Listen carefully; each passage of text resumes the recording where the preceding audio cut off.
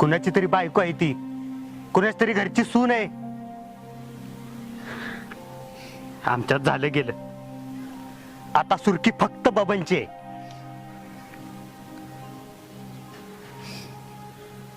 का सांगते, पण मी लका तुला झुरताना बघितलं म्हणून वाटलं की. काय वाटलं रे? काय वाटलं? मी झुरलो पण तिच्यासारख्या पोरीवर संसार करायला मिळाला नाही ना म्हणून. झोपायला मिळालं नाही म्हणून नाही. तू निघितन नाहीतर लय तुडवीन.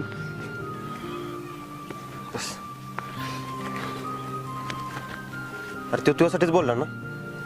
हा आता पाहुण्याच्या बरात जरा शब्द चुकला.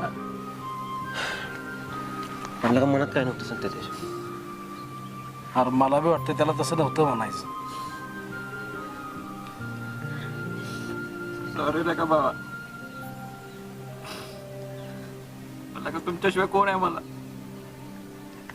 आणि खरंच मला असं नव्हतं म्हणायचं. पाहिजे तर तुझ्या पाया पडतो. उठ. माफ कर मला. सॉरी बाबा. बापू, ही सुरकीला असं रोज डोळ्यासमोर नाही बघू शकत. आव्याला घेऊन जा, वाटलंच तर बबनच्या पाया पड, पण तिला इथनं घेऊन जा म्हणाव. नवऱ्यानं टाकलेली बाय म्हणून नाही राहून द्यायची तिला इथं. त्यापेक्षा तूच चल की आमच्यावर संतोष.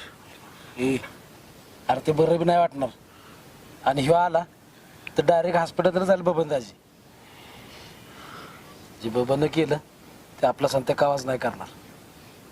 मानलेलं का तुला संत्या हवे.